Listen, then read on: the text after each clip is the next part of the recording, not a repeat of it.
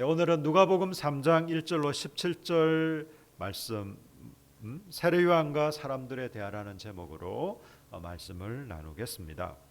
여러분, 우리는 매일 성경을 가지고 지금 묵상을 하고 있잖아요. 그래서 지금 누가복음을 계속해서 올해 1월 1일부터 지금까지 묵상하고 있습니다. 그 누가복음 본문 중에 한 말씀을 선택해서 저희가 이번 주와 다음 주까지는 누가복음으로 말씀을 전하고, 그리고 1월 24일부터 다시 에베소서를 이어서 말씀을 나누겠습니다. 여러분, 오늘 말씀은요, 등장인물들이 크게 세 부류의 등장인물들이 나옵니다. 첫째는 이 누가복음을 기록한 누가, 물론 이제 누가가 이 본문에 등장하는 건 아니지만 누가가 이 그 누가복음을 썼으니까 뭐 하여튼 그렇게 뭐 간접적으로 등장한다고 볼 수 있고요. 그리고 제일 그 스포트라이트를 받는 인물은 세례 요한입니다. 세례 요한. 그리고 나머지 세 번째는 군중들, 일반 백성들인데, 이 백성들 중에서도 세 부류가 나뉩니다. 하나는 일반 백성들이고 또 하나는 세리들, 그러니까 세무공무원 뭐 그런 직업으로 치면, 또 하나는 군인들, 이렇습니다. 여러분, 그래서 이 그 세 부류의 사람들, 오늘 그 등장 인물들이 오늘 이 그 사건에서는 좀 중요한 역할들을 하니까 좀 어떤 내용으로 좀 이렇게 사건이 전개되는가, 좀 이런 걸 살펴볼 필요가 있는데요. 특별히 이 세례 요한과 이 사람들 간의 대화, 이 대화를 통해서 우리에게 영적인 진리와 교훈이 지금 들려지고 있습니다. 우리가 그것을 함께 좀 나누고 싶습니다. 여러분, 제가 아까 말씀드렸듯이 누가복음은 누가가 기록했다고 했잖아요. 그런데 이 누가는요, 의사이자 또 역사가였습니다. 그래서 이 누가복음은 다른 복음서보다 좀 역사적인 사실, 또 논리적이고 아주 그 어떤 이런 이성적인 이런 방식으로 기록되어 있다는 것을 알 수 있습니다. 자, 예를 들면요, 3장 1절과 2절을 보십시오. 디베르 황제가 통치한 지 15해. 우리 그냥 이제 로마 역사를 보면 티베리우스 황제를 말하는 거거든요. 이 황제는 AD 14년에서 37년까지 재위했던 황제입니다. 그러니까 구체적으로 또 정확하게 얘기를 하고 있잖아요. 그냥 뭐 대충 언제다 이게 아니라 티베리우스 황제가 통치한 지 15해. 또 본디오 빌라도가 유대 총독, 이 티베리우스 황제가 본디오 빌라도를 유대 총독으로 보냈거든요. 이 본디오 빌라도는 AD 26년에서 36년까지 한 10년 정도 유대 총독으로 있었습니다. 그리고 헤롯이 갈릴리의 분봉왕으로, 여러분 헤롯 대왕 아시죠? 예수님이 태어나셨을 때 그 당시에 왕이었던, 왜냐하면 헤롯의 아들들이 있기 때문에 그 구별하기 위해서 헤롯 대왕이라고 부릅니다. 이 헤롯 대왕은요, BC 4년에 죽었거든요. 그리고 자기의 세 아들에게 그 이제 나라를 분할해서 맡겼습니다. 그래서 분할 통치를 한 것이죠. 이 아버지 헤롯 대왕과 좀 구분하기 위해서 이 아들 헤롯을 헤롯 안티파스라고 불렀습니다. 그래서 이 유대의 총독으로 헤롯이, 정확한 이름은 헤롯 안티파스죠. 갈릴리의 분봉왕으로, 또 그 동생 빌립이, 또 루시니아가 이렇게 각각 통치했다. 또 이 당시에 대제사장도 얘기하고 있죠. 안나스와 가바야가. 그럼 대제사장이 두 사람이란 말인가? 실제적인 대제사장은 가바야였습니다. 그런데 이 가바야의 장인이 안나스였어요. 안나스가 장인인데 대제사장에 있다가 현재는 가바야고, 나중에 또 이 안나스의 아들들이 또 대제사장이 됩니다. 그래서 비록 대제사장직에서 물러나 있지만 실제적인 영향력은 행사를 하고 있었기 때문에 여기서는 두 사람을 다 언급하고 있습니다. 안나스와 가바야가 대제사장으로 있을 때 정확한 시점, 정확한 시기를 지금 언급하고 있죠. 누가가 지금 그렇게 하고 있는 겁니다. 여러분, 그리고 또 등장하는 인물이에요. 세례 요한이잖아요. 여러분, 세례 요한이 예수님 오시기 전에 그 길을 평탄하게 하고 준비하는 사람이었습니다. 그의 사명은 바로 그것이었죠. 그런데 이 세례 요한은요, 세례를 전파하는데 어떤 세례를 전파했을까요? 세례 요한이 전파한 세례는요, 세례를 받게 하는 것은요, 회개 세례였어요. 보통 이렇게 생각하기 쉬워요. 세례 요한은 예수님의 길을 준비하는 사람이니까 메시아가 오실 겁니다. 여러분, 메시아가 오시면 메시아를 잘 받아들이시기 바랍니다.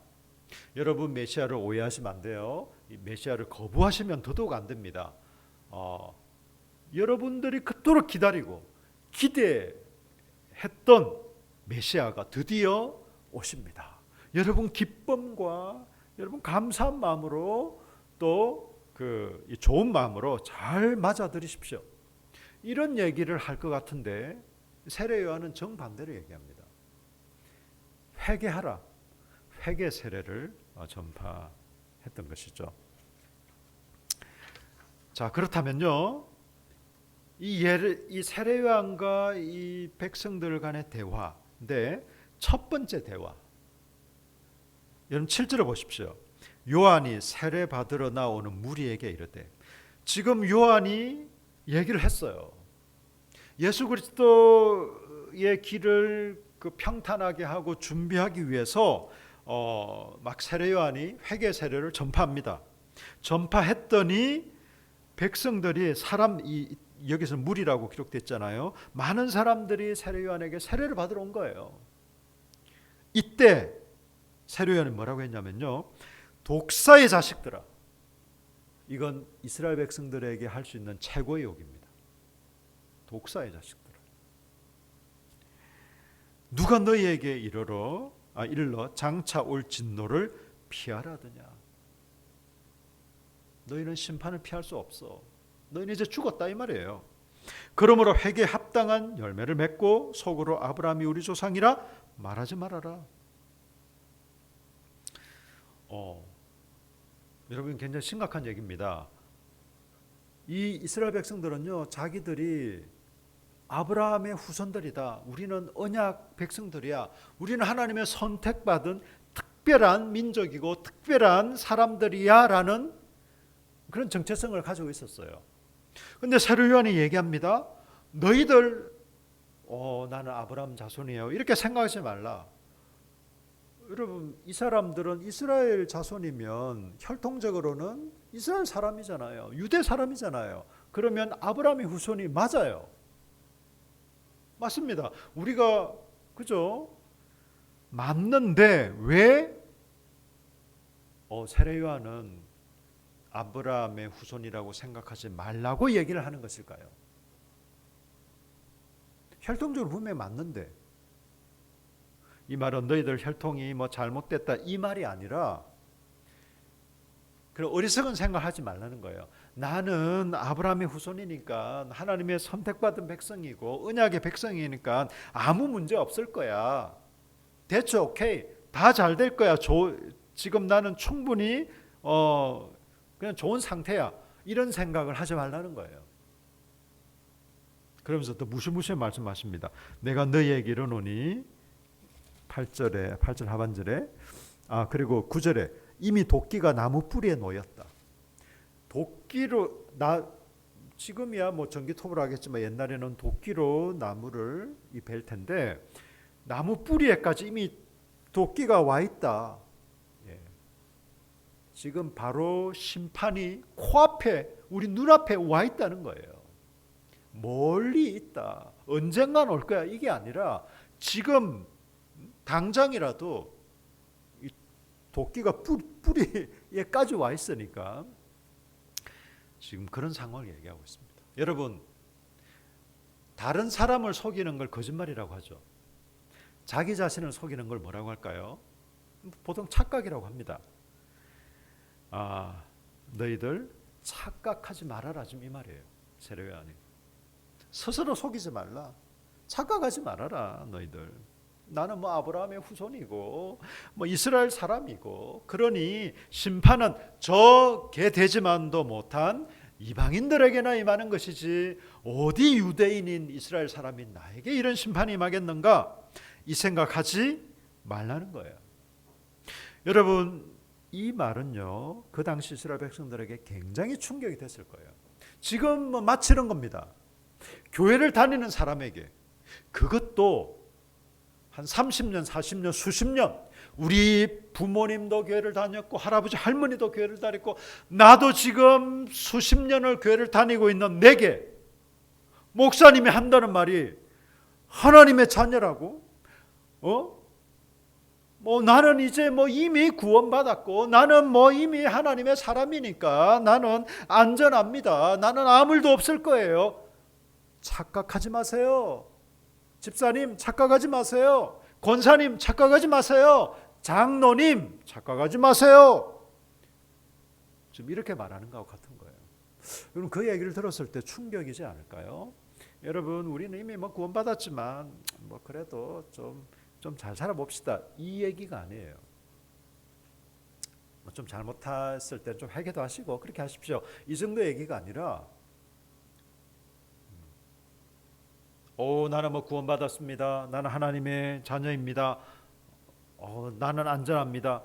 여러분, 그런 생각하지 마십시오. 그렇게 생각하시면 착각입니다 라는 얘기입니다. 굉장히 충격이 심했을 거예요. 두 번째 대화가요, 10절부터 나옵니다. 10절을 보십시오. 무리가 물어 이르되, 이렇게 얘기하니까 얼마나 이 사람들이 황당했겠어요. 충격을 받았겠어요. 얼마나 또 긴장을 했겠습니까? 그래서 묻습니다. 그래도 이렇게 물어보는 것은요, 그 당시 세례 요한에 대한 신뢰가 있었기 때문에 물어보는 거예요. 만약에 세례 요한을 저 이상한 사람이야, 저 진짜 말도 안 되는 택도 아닌 소리를 하고 있다 라고 생각을 했으면 이 사람들이 세례 요한에게 재차 이렇게 물어봤을까요? 안 물어봤겠죠. 그만큼 이 당시에 선지자로, 뒤에 나옵니다마는 정말 이 사람이 혹시 우리가 기다려온 메시아가 아닐까라는 생각까지 할 정도니 그래도 세례 요한에 대한 신뢰가 아주 컸다라는 것을 알 수 있습니다. 자, 무리가 이렇게 물어봅니다. 무리가 물어 이르되, 그러면 우리가 무엇을 하리까? 아니, 그러면 우리가 뭘 하면 됩니까? 우리는 뭘 하면, 우리는 하나님의 자녀라고 일컬음 받고 우리는 구원받았다고 이렇게 확신할 수 있고 그렇게 할 수 있을까요? 라고 물어보는 거예요. 여러분, 이때 세례 요한이 뭐라고 얘기를 하냐면요, 너희들 구원의 확신을 다시 한번 점검해야겠어. 나와 1대1 양육을 다시 한번 할까? 아니면 우리 좀 이렇게 그룹으로 할까? 이렇게 얘기하지 않아요. 다시 사도신경을 다시 한번 더 이렇게 좀 그 점검을 할까? 이렇게 말하지도 않습니다. 세례 요한은요, 세 부류의 사람들이 결국 물어봐요. 그래서 백성들이 우리가 어떻게 하면 좋겠습니까? 뭘 해야 됩니까? 물어볼 때 옷을 두 벌 가진 사람은 없는 사람이 나눠주라. 그러니까 두 벌 다 주라는 말은 아니고 자기도 입고 또 다른 사람이 나눠주라. 옷 요즘은 그냥 웬만한데 그냥 이런 그 헌옷 이렇게 담아두는데 막 사람들이 담아두기도 하고 보통 사람들이 안 가져가요. 그래서 이 수거하는 업체가 와서 보통 가져갑니다. 지금하고 여러분 똑같이 생각하시면 안 돼요. 그 당시 옷은요, 굉장한 재산입니다.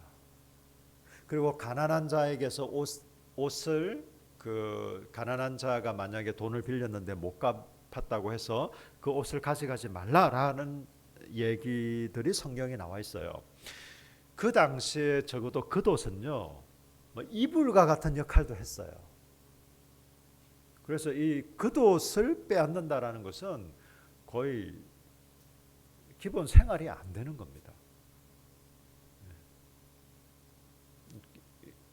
지금하고 똑같이 생각하면 안 돼요. 옷을 두 벌 가진 사람은 없는 사람 나눠주라. 먹을 것이 있는 사람도 뭐 자기 먹을 것이 다 주라는 게 아니고 이 먹을 것이 없는 사람에게 나눠줘라. 좀 같이 먹어라. 백성들에게 이 말을 합니다. 굉장히 구체적이고 실제적인 얘기 아닌가요? 그리고 사리들, 지금으로 치면 세무 공무원들에게 이렇게 말합니다. 자 보십시오. 12절 세리들도 세례를 받고자 하여 와서 이르되, 세리들도 이 회개의 세례를 받고 싶기 때문에 지금 세례요한에게 묻고 있습니다. 선생이여, 우리는 무엇을 하리까? 그럼 우리는 뭘 하면 되겠습니까? 이렇게 말합니다. 부과된 것 외에는 거두지 말라. 여러분, 이 당시에 좀 세금 제도를 알 필요가 있는데요. 이 당시에 로마의 속국이었잖아요, 이스라엘이. 그래서 어떻게 했냐면 로마에게 매년 바치는 세금액은 딱 정해져 있습니다. 예를 들어서 만약에 100억을 로마에 바친다. 그러면 이 세리장으로부터 그 지역마다 그 지역별로 세리장 그 지역의 세무 공무원 중에서 제일 수장인 사람, 그리고 그 밑에 이제 또 그 세리들이 있겠죠. 그런 그 지역별로 뭐 예를 들어 갈릴리 지역은 얼마, 또 예루살렘은 얼마, 이렇게 딱 할당된 금액이 있어요. 그 금액을 채운 나머지는 그 이제 이 세리들 세무 공무원들이 자기들이 가지는 거예요. 그럼 만약에 예를 들어서 예루살렘에서 만약에 100억을 걷어야 된다. 그러면 100억만 걷을까요? 아니겠죠. 이 사람들은 백성들한테 뭐 150억, 200억 아마 이렇게 걷을 거예요. 그리고 로마에 바칠 건 바치고 나머지는 자기들이 하겠죠. 그래서 세리들은 대부분 부자들이었어요. 이 당시에. 부자들이었기 때문에 백성들이 어떻게 봤을까요? 우리의 이 고열을 빨아먹는 이 나쁜 놈들, 그렇게 해서 정말 부자였지만 경멸하고 무시하고, 그러니까 이 로마의 앞잡이 같은 역할을 했던 사람들이거든요. 같은 민족이면서, 같은 유대인이면서 말이죠. 그 사람들에게 말합니다. 정해진 세금액, 너희들이 거둬야 될 할당된 액은 거둬라. 그리고 너희들도 어차피 먹고 살아야 되니 어떤 그만큼의 그 어떤 뭐 이렇게 월급이라고 할까요? 그 정도 수입에 만족하고 더 이렇게 막 자기 욕심을 채우기 위해서 이 사람들한테 더 세금을 거두지 말라고 얘기하는 겁니다. 여러분, 이것은 세무 공무원들에게, 여러분 그렇지 않습니까? 우리가 가진 직업을 통해서 또 우리의 일상의 삶 가운데 공의를 행하고 정직하게 살 것을 얘기하는 거예요. 군인들이 묻습니다. 여러분 보십시오. 14절에 군인들이 물어 이르되 우리는 무엇을 하리까? 그럼 우리는 뭘 하면 됩니까? 심판이 임박하다고 하는데, 우리는 지금 심판 앞에 놓여 있다고 하는데, 큰일 났다고 하는데 뭘 하면 되겠습니까? 세례요한이 얘기하죠. 사람들에게서 강탈하지 말며 거짓으로 고발하지 말고 받는 급료를 족한 줄 알라. 너희들 그냥 월급 받는 것에 만족해라. 강탈, 강제로 빼앗는 거죠. 군인들이니까 힘이 있잖아요. 그래서 특별히 약한 사람들, 힘없는 사람들, 부자들이라 좀 권세 있는 사람들한테 그렇게도 못하겠죠. 그래서 힘없고 약한 사람들을 힘으로 빼앗는 강탈, 또 거짓 고발, 죄도 없는데 죄 있는 것처럼 위협하고 협박해서 자기 이익을 갈취하는, 그러니까 자기의 지위를 이용해서 남용하는 거죠. 그래서 부당한 이득을 취하는, 그렇게 하지 말라는 거예요. 여러분, 어쩌면요, 이건 사회 구조상, 여러분 지금은 많이 나아졌습니다만 우리 사회도요, 어떤 경우는 그런 경우도 있어요. 옛날에는 실제로 월급은 작아. 근데 부가 수입이 많아. 그냥 관행으로 넘어갔던 시대도 있었어요. 원래 다 그런 거야. 원래 자기 본 것만으로는 저 뭐 살 수가 없어. 원래 그 좀 뒷주머니 이런 것은 그냥 다 그냥 알게 모르게 어느 정도 허용하는. 물론 그런 불과 우리나라에도 그런 시절이 그렇게 오래지 않습니다. 아마 우리 김 선생님 세대는 충분히 그런 걸 아실 거예요. 근데 이 시대에 2000년 전에는 충분히 그럴 수 있을 겁니다. 그렇지만 그렇게 하지 말라는 거예요. 세례요한은. 군인들은 군인들에게, 세리들은 세리들에게, 그리고 일반 백성들은 또 일반 백성들. 여러분 자기의 생업 가운데 또 사회 생활 또 일상의 삶에서 정직하고 진실되게 살라는 겁니다. 그럼 지금 세례 요한이요, 메시아를 기다리고 있는 사람들에게 한 말이 바로 이것입니다. 구체적인 삶의 변화를 요구하고 있습니다. 그리고 삶의 열매를 요구하고 있습니다. 여러분 우리가 잘못하면요 복음을 이상하게 받아들일 수 있어요. 복음은 내 행위로 내가 율법에 순종해서 뭐 구원을 얻는 게 아니야. 내가 선행을 해서 구원 얻는 게 아니야. 오직 나를 위해 나를 대신해서 대신 죽으시고 부활하신 예수님을 믿을 때 구원 얻어. 그래. 이것까지는 좋아요. 그런데 그래. 나는 내 행위로 구원받는 게 아니니 내 행위야 뭐 크게 상관없어. 예수만 믿으면 구원 얻어. 그리고 세상 나가서는 온갖 짓을 다 하고 세무공무원이면 세무공무원, 자기 어떤 일이나 사회생활 가운데서는 그냥 원래 다 이런 거요. 세상살이가 다 이런 거지. 아이고 뭐 성경대로 그건 뭐 목사님이 하시는 말씀이고 우리 인생 사는 그냥 다 그런 거예요 라고 하면서 우리가 살아간다면 여러분 그건 복음을 좀 이상하게 해석을 한 거예요. 우리의 선한 행동으로 우리의 어떤 변화된 행동으로 구원 얻는 게 아닙니다. 그건 분명해요. 그렇지만 우리의 구원 얻는 건 오직 예수 그리스도의 공로고 예수 그리스도를 믿음으로 되는 것이지만 예수 그리스도의 공로를 의지하고 예수 그리스도를 믿음으로 구원받는 우리는 그에 합당한 삶을 살 수밖에 없는 것이에요. 또 살아야 하는 것이에요. 이게 하나님이 우리에게 말씀하시는 겁니다. 만약 우리에게 그런 변화된 삶과 구체적이고 실제적인 삶의 열매가 없다면 저와 여러분은 진지하게 한번 고민해 봐야 돼요. 내가 하나님의 자녀가 맞나? 여러분 한번 고민해 보셔야 돼요. 굉장히 자연스러운 겁니다. 요한복음에서요, 예수님은 요한복음 15장에서 이렇게 말씀하셨어요. 좋은 나무마다 좋은 열매를 맺는다. 여러분 사과나무는 사과 열매를 맺는다. 여러분 사과나무가 막 자기가 애쓰고 노력하고 그냥 불굴의 의지를 발휘해서 사과 열매를 맺지 않습니다. 비밀은 여기 있어요. 그 사과 씨앗을 심으면요 사과나무에서 사과 열매가 열리는 거예요. 사과 씨를 심었는데 배가 열리지 않습니다, 여러분. 아무리 노력해도 나는 배가 될 거야. 아무리 노력해도 사과 씨를 심었는데 배가 열리지 않아요. 그럴 수 없는 거예요.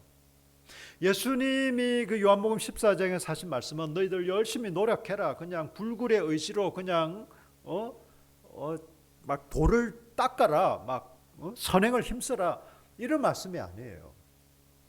너희가 내게 붙어 있다면 자연스럽게 열매를 맺을 것이야. 사과나무를 심으면 사과 열매가 나. 배나무를 심으면 배 열매가 맺히듯이 너희는 내게로부터 심겨졌기 때문에 자연스럽게 열매를 맺을 것이다. 이게 바로 그 요한복음 15장의 핵심입니다. 여러분, 우리는 하나님은요, 우리 주 예수님도 굉장히 무서운 말씀들을 하셨습니다. 이게 세 번째 대화입니다. 이제 백성들이요 이렇게 생각하는 거예요. 15절에 보세요. 백성들이 바라고 기다림으로 무엇을 바라냐면 메시아를 바라보고 기다리고 있었어요. 이 당시가 어떤 시대냐면요, 바벨론 포로기부터, 그러니까 BC 한 6세기죠. BC 586년, 기원전 6세기부터 이스라엘은 북이스라엘은 722년 기원전부터 다른 나라의 속국이 됩니다. 나라가 멸망하는 거죠.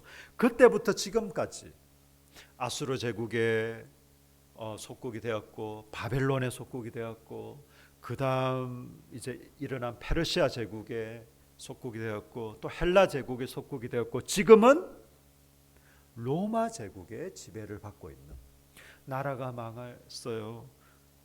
제대로 하나님을 섬길 수도 없었어요. 어떤 경우는요, 성전에서 그냥 우상을 숭배하는 막 그런 것도 있었고, 하나님을 섬기지 못하도록 이런 그 이스라엘을 지배한 나라들 중에, 또 그 당시에 다스렸던 총독들 중에 막 그렇게 행한 사람들도 있었어요. 그러니 이 백성들이 얼마나 메시아를 기다리고 있었겠습니까? 메시아가 오시면 우리를 지금 지배하고 있는 이 모든 나라들은 끝장날 것이고, 하나님을 섬기고 신앙하는 이것들이 그냥 완전해지는, 그것을 사모하고 기대하고 있었어요. 메시아가 오기만을 기다리고 있었습니다. 그래서 여러분 보십시오. 15절에 백성이 바라고 기다림으로 모든 사람들이 요한을 혹 그리스도신가 심중에 생각하니, 직접적으로 당신은 우리가 기다려온 그리스도라는 말은 메시아라는 말입니다. 예, 우리가 기다려온 메시아입니다. 직접 말하지는 않았지만 마음속에 이렇게 생각하고 있었어요. 이것을 요한도 알거든요. 그래서 말합니다. 16절에 요한이 모든 사람에게 대답하여 이르되 나는 물로 너에게 세례를 베풀거니와 나보다 능력이 많으신 이가 오시니 나는 그의 신발끈을 풀기도 감당하지 못하겠노라. 그는 성령과 불로 너에게 세례를 베푸실 것이다. 요한은 실제로 물로 세례를 줬잖아요. 지금도 우리는 물로 이렇게 세례를 주고 있습니다. 그런데 메시아가 오시면 성령과 불로 세례를 주실 것이다. 이 말은요, 한마디로 깨끗하게 하고 정화시킨다는 거예요. 그리고 불은요, 정화도 있지만 심판도 있습니다. 정화시키시고 심판하신다, 그 말입니다. 그러니까 17절에 보십시오. 손에 키를 들고 자기의 타작마당을 정하게 하사 알곡은 모아 곡간에 들고 쭉정이는 꺼지지 않는 불에 태우시리라. 여러분, 복음이 전해지면요, 이런 반응이 나타납니다. 알곡과 쭉정이가 나뉘어지는 것이죠. 복음을 받아들이고 그 복음에 순종하는 사람들이 있는가 하면 복음을 거부하는 사람이 있어요. 메시아가 오셨습니다. 우리의 구원자가 오셨어요. 어쩌라고 하면서 거절하는 사람들에게는 메시아가 오셨다는 이 기쁜 소식도 심판이 되는 것이에요. 그분을 받아들인 사람들에게는 말 그대로 기쁜 소식, 복음이 되는 것이죠.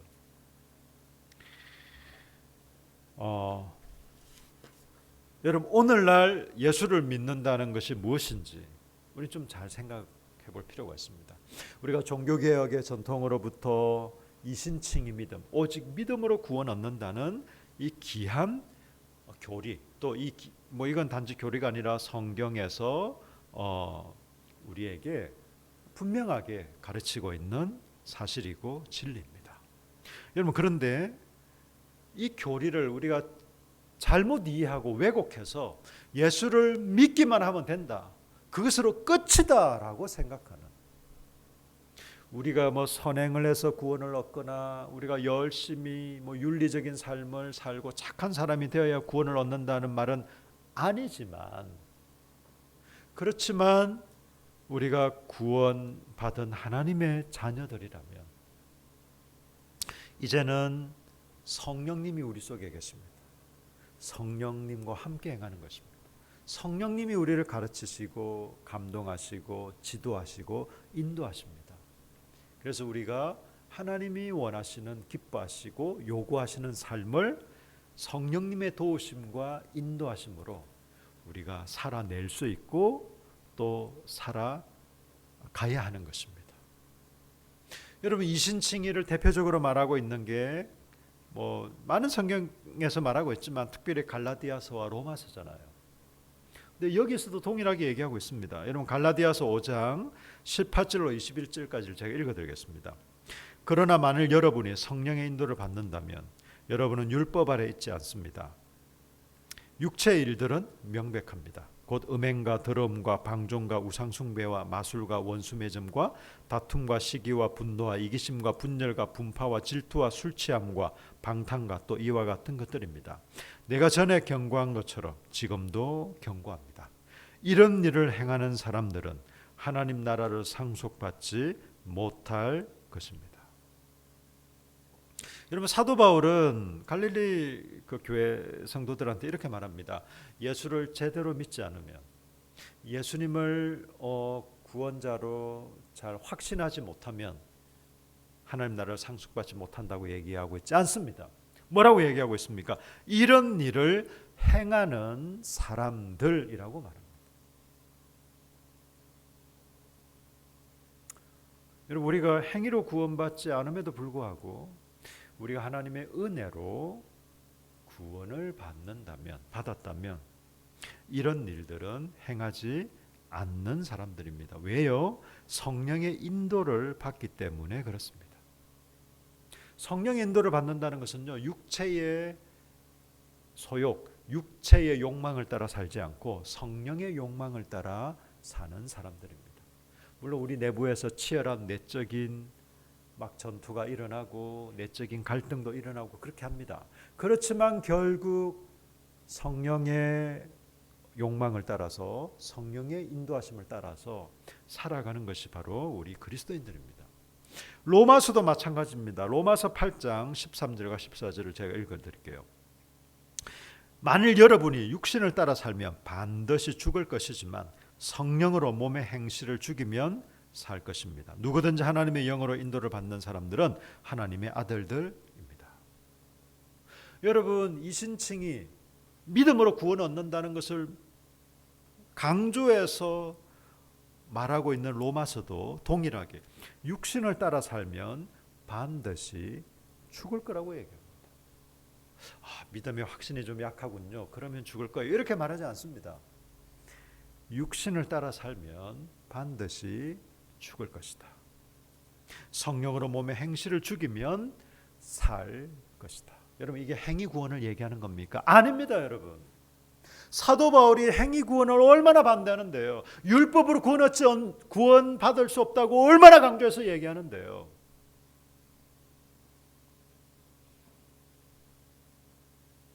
여러분, 복음은,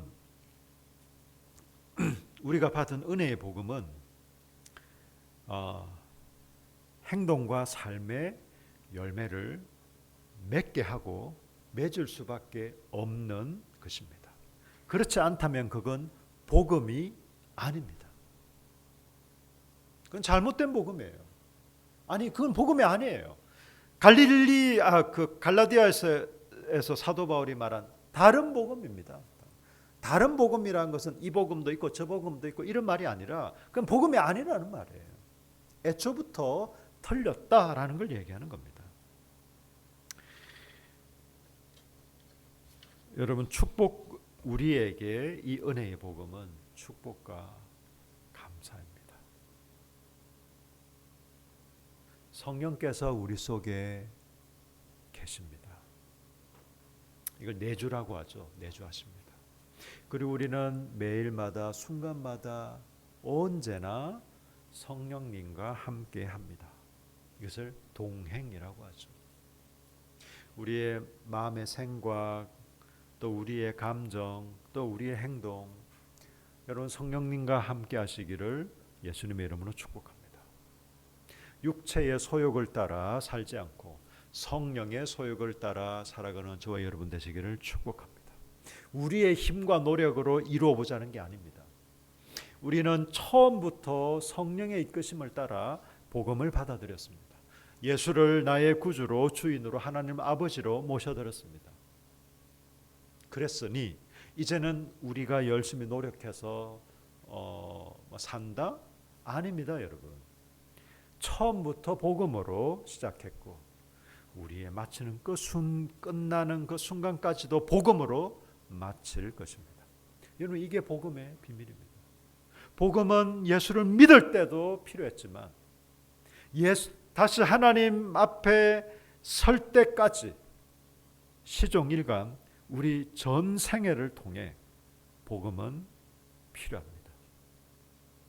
예수 그리스도가 필요합니다. 성령께서